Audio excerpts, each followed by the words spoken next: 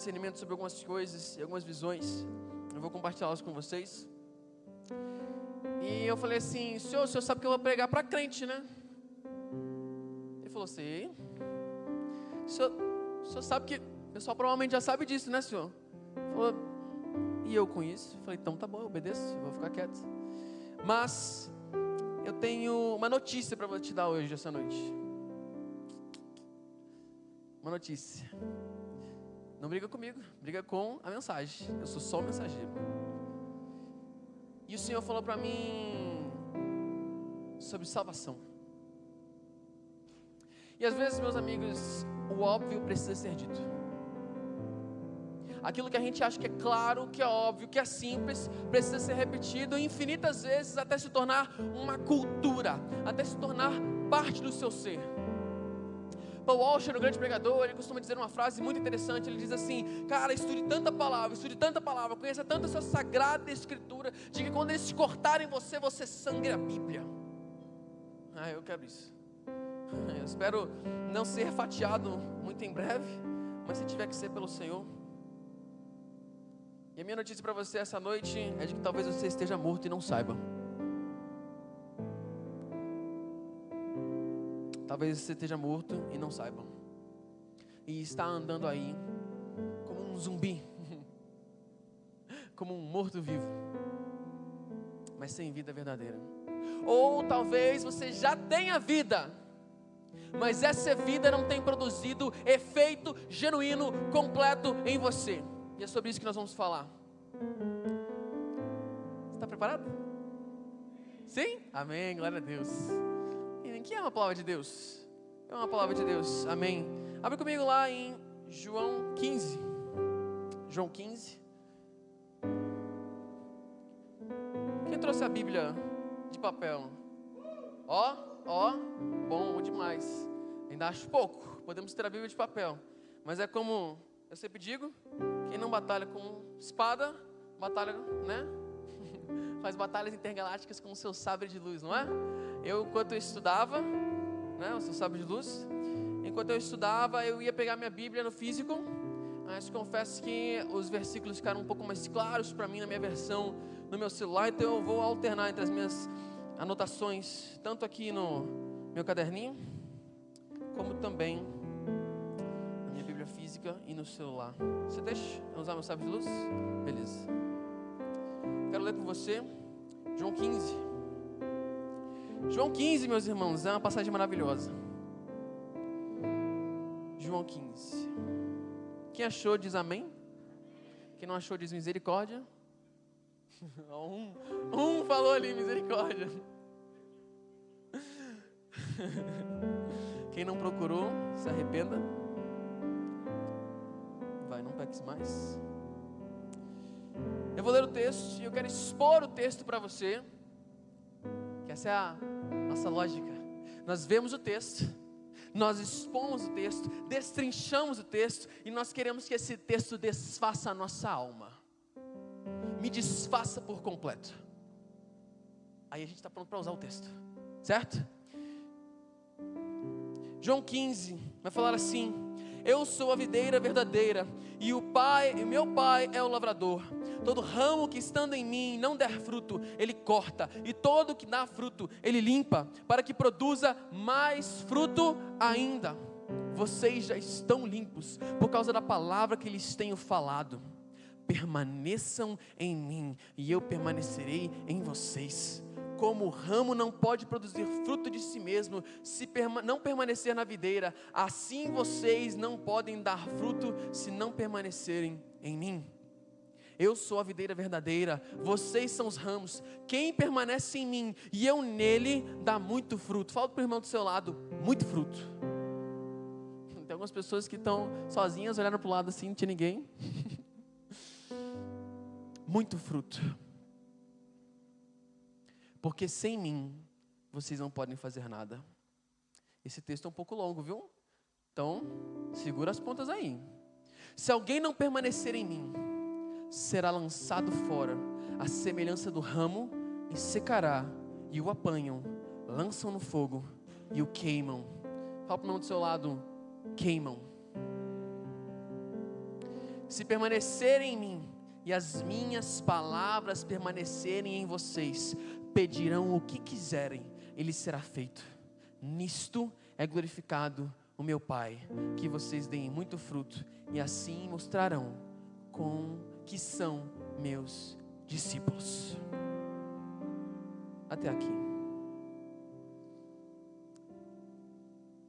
Sabe, eu fui para esse versículo, é um versículo que Deus falou comigo durante anos.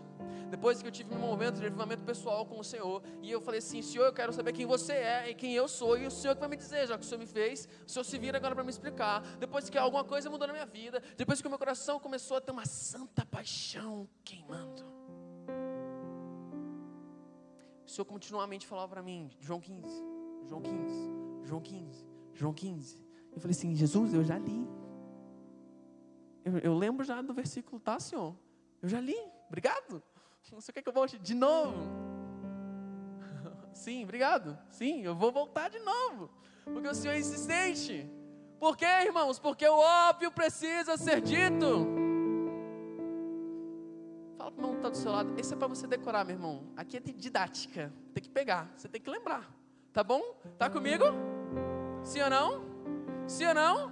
Ah, agora melhorou. Então fala para o irmão que está do seu lado. E já esqueci. Jesus, me ajuda, Pai. Meu Deus. Que isso, Jesus, me ajuda. Minha memória já está tão de velho assim. Gente, eu perdi. Fala então do irmão que está do seu lado. Lembre da palavra. Que o pregador está difícil. Amém. Amém. Isso, lembrei, obrigado, obrigado, Jesus. Você vai falar: o óbvio precisa ser dito. Você vê como é que está a mente do pregador, tá bom? O óbvio precisa ser dito, gente.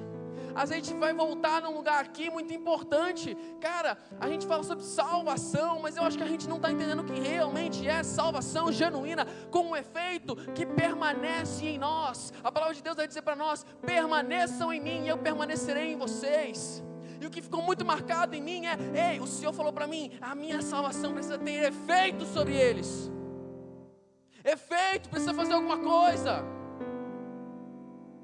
Paulo vai dizer para nós desenvolvermos a nossa salvação. Tiago vai dizer que a perseverança precisa ter efeito completo, não é feito pela metade. Deus não é um Deus de metade, Deus é um Deus de completo. Então precisa ter efeito completo. E eu quero falar com vocês alguns pontos. O primeiro, eu quero que você entenda. Eu vou revisitar uma coisa que nós sabemos tanto, ouvimos tanto, que é sobre a salvação. Mas eu acho que eu vou revisitar com uns pontos um pouco mais essenciais para você compreender. Porque a salvação, não sei se você já sabia disso, ela é composta por 3 aspectos e uma expectativa. 3 aspectos importantes e uma expectativa. O primeiro aspecto importante chama-se regeneração. Sabe o que é regeneração? Sim, não. Não é do Wolverine, não conta. Tá bom? Regeneração. O segundo ponto, justificação. Uau. Essa a gente conhece. Essa você já ouviu falar, que você é justificado por causa de Jesus, certo? O terceiro ponto, santificação. Essa aqui é onde algumas pessoas correm. Esse ponto aqui é onde algumas pessoas não suportam. Esse ponto aqui é quando Jesus estava no Sermão do Monte e dizia: ai de vós. E dizia assim: olha, bem-aventurados esse pessoal aqui todo, olha que legal, que show de bola. Ai de vocês, assassinos. Você sabia que não vai ter assassino no reino dos céus? Não vai ter adúltero no reino dos céus? Complicou a história, né? Subiu o patamar. Porque Deus quer nos santificar. Ele não quer, eu já vou adiantar para você entender o objetivo dessa palavra. Ele não quer uma noiva suja, quer uma noiva santa. E para isso a salvação precisa ter efeito completo em nós. E para isso nós precisamos permanecer e permanecer no seu amor. Eu acho espetacular que Jesus, nossa, que homem Deus espetacular. Eu não sei você, mas eu sou fascinado. E eu oro para que essa noite uma santa paixão consuma você. Uma santa paixão queimando, uma santa paixão ardendo, consumindo e possuindo todo o seu ser. Não haja mais eu, mas a paixão que existe em mim, pelo Cristo ressurreto. Então vamos por esses pontos, pode ser? Então, sobre a e deixa eu falar para vocês, existe uma expectativa. Uma expectativa chamada glorificação. A gente vai para lá, a gente vai começar aqui, a gente vai chegar lá, beleza? Regeneração. Deixa eu te falar uma coisa. Jesus ele vira, ele fala assim: ei, você precisa nascer de novo. Deixa eu te avisar um negócio, você não precisa fazer boas obras. Você viu aquela dinâmica que nós tivemos aqui, que a Mai fez aqui? Você lembra dessa dinâmica aqui?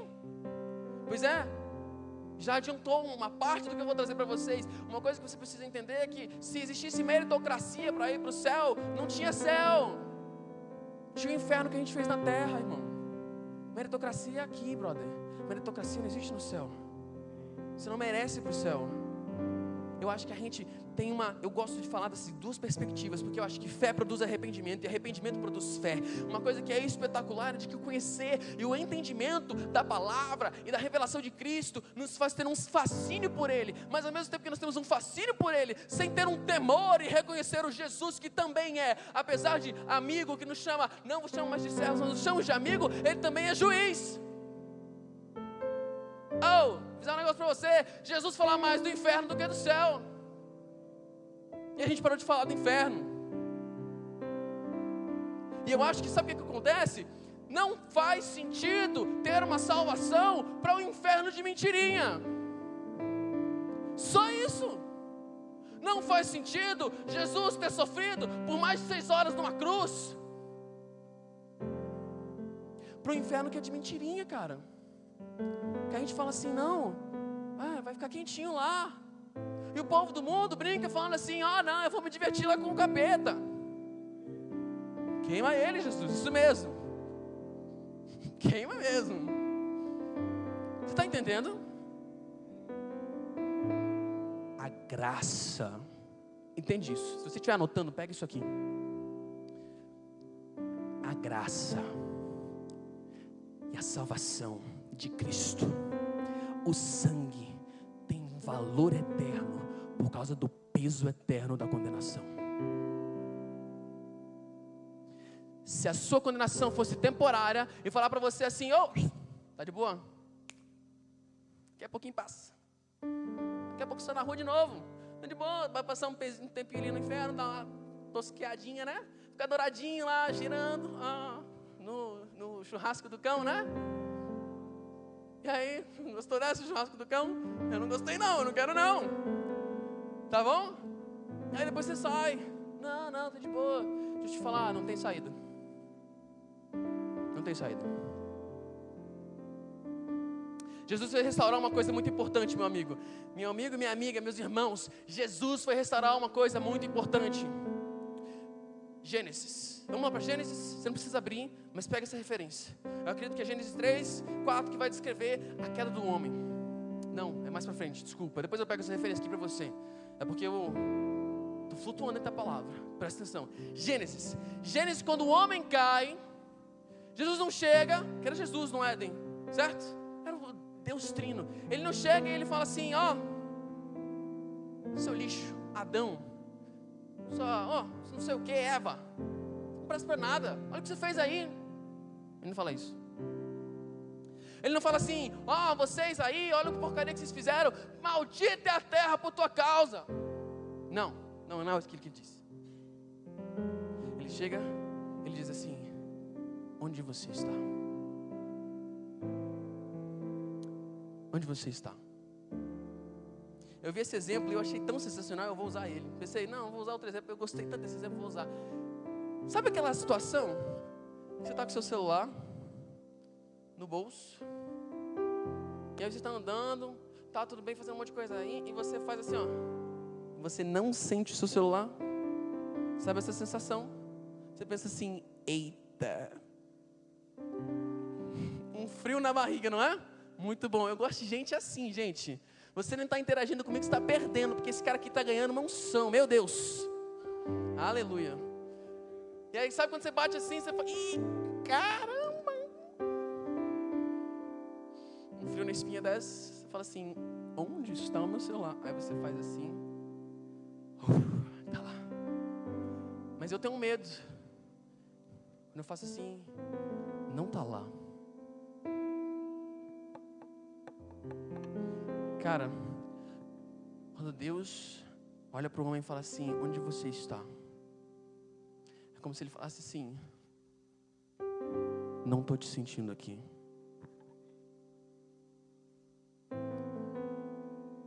Ele olha para você e fala assim, era para você estar aqui, em mim. Onde você está? A primeira fala de Deus não é acusatória, mas a consequência é eternamente danosa.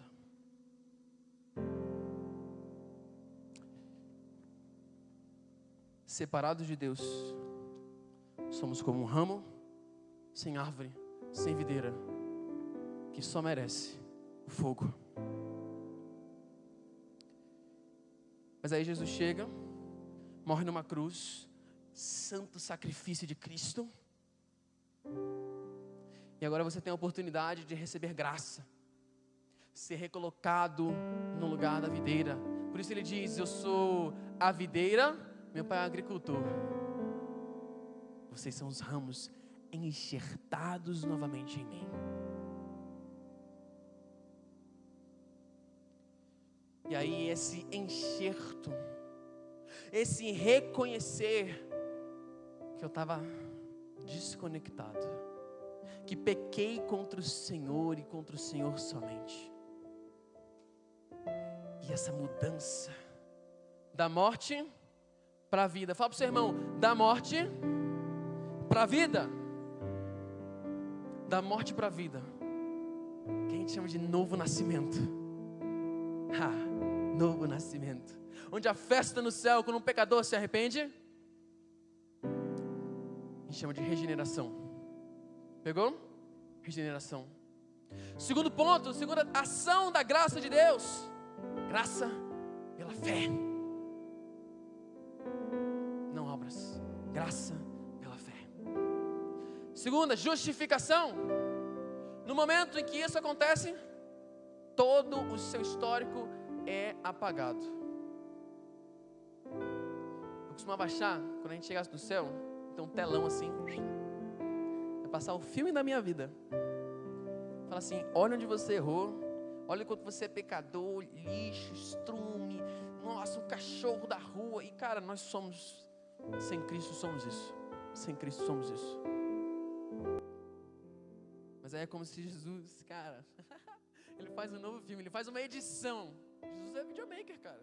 Jesus é editor. Ele vai lá e faz uma edição. Aí você assiste o filme na tua vida e fala assim, não, mas eu não lembro disso aí, não. Não, aqui eu lembro que eu pequei, Jesus. Eu tô lembrado. Aqui então, meu Deus, essa área da minha vida a gente não conversa. Aqui então, não, ali depois o senhor... Não, mas não foi ali que eu te conheci? Parece que você estava o tempo todo. Não foi ali que eu te conheci? Agora o senhor mexeu nesse filme, né? Porque não tem mais o meu histórico. A segunda ação da graça é a justificação imediata. Não há mais condenação para aqueles que estão em Cristo. Lembra que quem estava aqui naquele outro Rise do mês passado? Olha, meu Deus, a gente tem reincidentes. Glória a Deus. A gente falou sobre uma identidade. Mas aquela identidade não pode ser formada se você não tem certeza disso aqui. Da ação da graça na tua vida. Eu quero ser um pouco mais direto, eu preciso chegar a alguns pontos. Justificação, você então vai ser 100% justificado. Não existe mais condenação para você que está em Cristo. O seu histórico é apagado. Alguém pode dizer glória a Deus? Amém. Eu pensei que não tinha mais crente aqui, salvo, regenerado, justificado. Aleluia. Que bom. Eu sou peteca, gente. Terceiro ponto, santificação. A frase que eu gosto para explicar a santificação é de que eu sou salvo, eu sou santo agora, como um casamento. Casou, você é o melhor marido e melhor mulher do mundo? Assim, tem um monte de solteiro e adolescente aqui, né? Também, né, irmãos? Calma lá. Mas, entenda esse conceito. O anel faz você um bom marido? Uma boa mulher? Pergunta de qualquer casado. Não. A assinatura no papel faz você um bom marido, uma boa mulher? Não, não faz. Mas você está casado, não está? Marido, está ali. Certo? Então é uma identidade que é colocada sobre você imediato. Mas existe um processo a ser percorrido.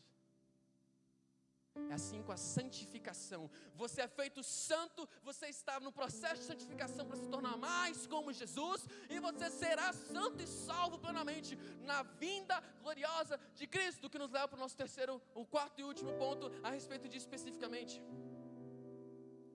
Glorificação. Eu quero ter um corpo glorioso. Eu quero ter um corpo glorioso. Jesus, quando ele volta dos mortos, ele ressuscita. Está chegando a Páscoa aí, né, gente? Glória a Deus, meu Deus. Ele vem com um corpo glorificado, onde não vai, sabe aquela história? Não vai mais haver mais choro nem lágrima, não vai mais ter, não, irmão, não vai ter mais pecado, brother. Não tem mais pecado. Você não vai mais precisar pecar, porque hoje eu falo assim, eu estou no processo de santificação, eu tenho um desejo, mas eu tenho que lutar para que esses desejos não me dominem. Eu domine os meus desejos. Então, nós falamos aqui sobre libertação de vícios, falamos de libertação de pecados. Ei, irmão, deixa eu te falar uma coisa. Assim como o fascínio de Jesus te leva a um temor, sem temor e arrependimento, não tem o resto, brother. A glorificação aponta para o meu objetivo. O objetivo que eu tenho que ter aqui é: eu sou impuro e Deus não pode habitar em um vaso impuro. O que ele faz? Ele regenera, ele justifica e ele santifica. Para quê?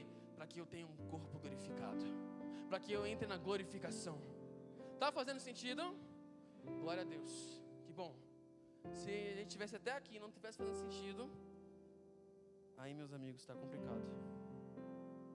Então você vai observar que a nossa passagem, vou ler daqui no meu celular, no meu sábio de luz. A nossa passagem, ela vai falar assim: quem permanece em mim e eu nele, esse dá muito fruto, porque sem mim vocês não podem fazer nada. Sem mim vocês não podem fazer nada. E ele vai dizer: ei, se você está enxertado na videira verdadeira, isso precisa gerar algo em você. Porque se não gera nada em você, considere que você não conhece o Senhor Jesus. Ele diz: vocês permanecendo nos meus mandamentos, vocês me amam. Permanecer. Essa palavra eu fui procurar nos originais e alguns outros significados. É habitação. Se você for ver no inglês, ele diz: abide in me and I will abide in you. Abide é essa palavra que significa habitar, estar. Permanecer não é ficar muito tempo no culto. Permanecer não é ficar de vez em quando você ora lá no seu quarto. Permanecer é não sair desse lugar, não importa onde fisicamente você esteja. Permanecer na Escritura, nos mandamentos, na sagrada palavra. Tiago vai falar sobre um homem de ânimo dobre, que está para lá e para cá. Paulo vai falar sobre a gente ficar atento, porque senão, deixa eu te falar um negócio, você vai passar para lá e para cá, com qualquer vento de doutrina, meu irmão. Qualquer coisinha tira você, brother. Você está entendendo como o óbvio precisa ser dito? Várias vezes, várias vezes, várias vezes, até você falar assim: realmente, não bastante ainda, precisa mais. E quanto mais você descobre, mas você percebe que você não sabe. Amém?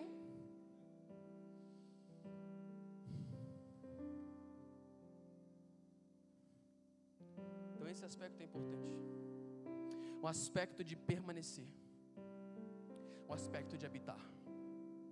Nós não podemos perder de vista isso, porque Jesus está avisando para você: se você não permanecer, é semelhante a um ramo seco, um galho jogado não serve para nada. Não é que você não serve para Deus, como se Ele olhasse para você assim, não estou falando dessa parte, eu estou falando para você assim, cara, você não está enxertado, brother. Mas aí você é pior do que quem não está enxertado, porque se você tivesse enxertado, estaria dando fruto. E nosso objetivo, Jesus escreve, cara, Ele fala assim para a gente, eu falo para vocês, para que vocês deem muito fruto, porque quando vocês dão muito fruto, vocês glorificam o meu Pai que está no céu.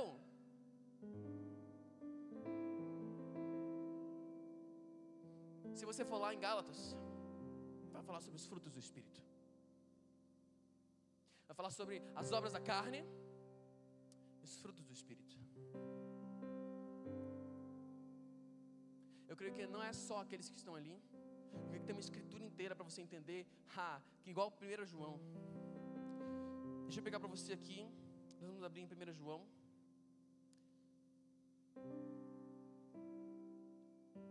João. Só um instantinho. Aqui. Capítulo 3. João vai escrever da seguinte maneira: assim vocês vão saber que vocês são meus filhos, que vocês permanecem em Jesus. Ele diz assim: vejam que grande amor o Pai, diz o versículo 1, vejam que grande amor o Pai nos tem concedido a ponto de sermos chamados filhos de Deus. E de fato somos filhos de Deus. Por essa razão o mundo não nos conhece, porque não o conheceu. Amados, veja como você precisa entender, não está ali à toa, cara. Quando ele fala amados, é o cara que falou assim: eu sou o discípulo amado. Esse cara é convencido. É esse convencimento que você tem que ter. Ele diz assim: agora somos filhos de Deus, mas ainda não se manifestou o que havemos de ser. Então a nossa expectativa do quê? Da glorificar? Da glorificar? Aleluia. Sabemos que quando Ele se manifestar, seremos semelhantes a Ele, porque haveremos de vê-lo como Ele é. E todo que tem essa esperança nele purifica a si mesmo, assim como ele é puro. Antes de a gente passar para o resto, para nesse aqui rapidinho. Todo que tem essa esperança. Você tem a esperança da glorificação? Não? Não, achei metade não tem a esperança da glorificação. Quem tem a esperança da glorificação? Amém. Se você tem a esperança da glorificação, todo aquele que tem essa esperança purifica a si mesmo, assim como ele é puro. E como Pedro vai dizer: sede santos, porque eu sou santo. Todo aquele que pratica pecado também transgride a lei, porque o pecado é a transgressão da lei. E vocês sabem que Ele se manifestou para tirar os pecados, e nele não existe pecado. Todo aquele que permanece nele não vive pecando. Todo aquele que vive pecando não viu nem o conheceu. Você começa a perceber o efeito e o fruto sendo gerado em nós? Aquele que anda nele não peca e não continua pecando.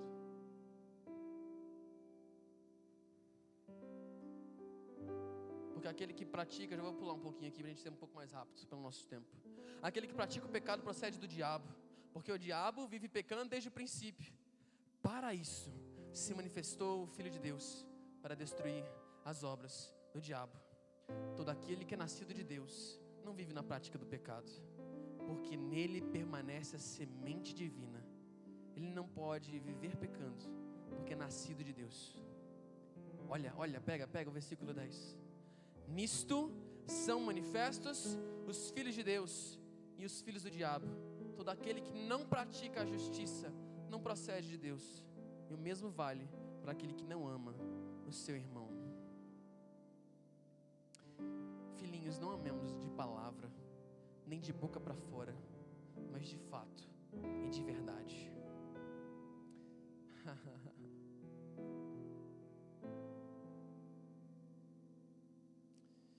Eu só queria ler esse último aqui, o 24.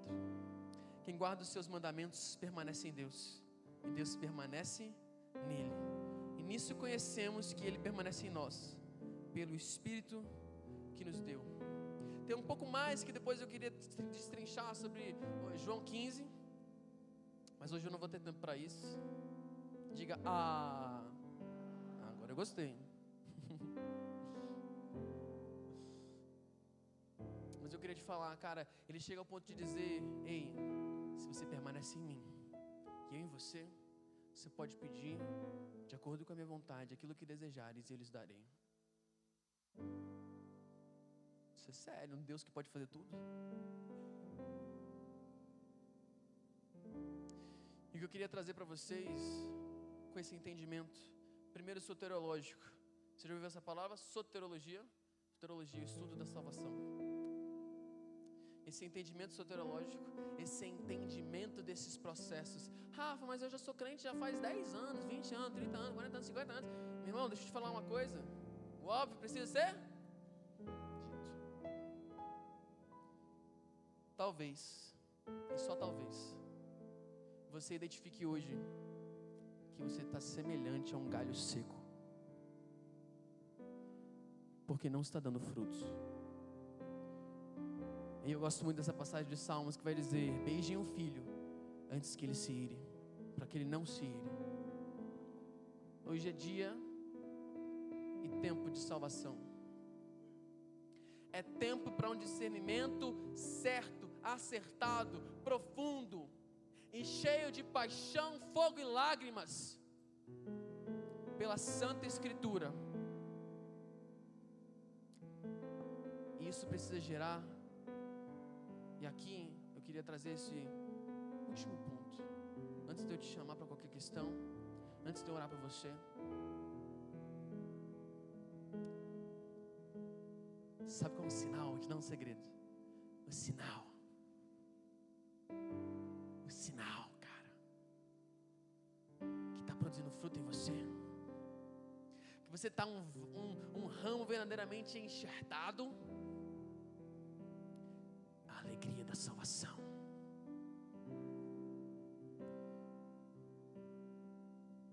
A alegria da salvação.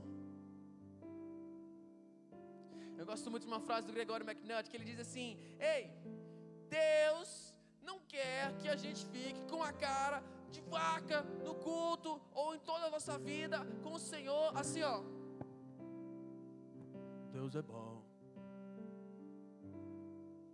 Uma cara de nada. Não, Deus quer injetar em você um Red Bull espiritual, cara. Por que as pessoas que tomam um energético, que tomam as coisas olhos da vida, ficam loucas, ensandecidas, querendo fazer de tudo? Eles pegam uma coragem, mas você tem o Espírito de Deus e isso não está gerando fruto em você. Sabe, você não precisa talvez ser um pouco como eu, o pastor Júnior, alguma galera meio pulante, meio doida, mas cara, não faz nada. Não tem alegria na salvação. A gente anda por aí como se estivesse num cemitério. A gente anda no culto e o pessoal está todo assim. Falta só enterrar. E a alegria de ser cristão, caramba, e a paixão, isso tem me consumido. Santa paixão. Paixão. A gente não vive como se a gente acreditasse em Jesus, não. Como se Jesus tivesse salvado a gente do inferno. Deus morreu por você, cara. Isso não é nada. Você está vivo agora por graça, irmão. O mundo está rodando por graça, irmão. Você acha que pelo quê? Que se fosse meritocracia, merecimento, não estava rolando, brother. Você está me entendendo? Sim, glória a Deus. Vamos orar nesse momento. Queria pedir o louvor já para... Já estão posicionados aqui, para a glória de Deus.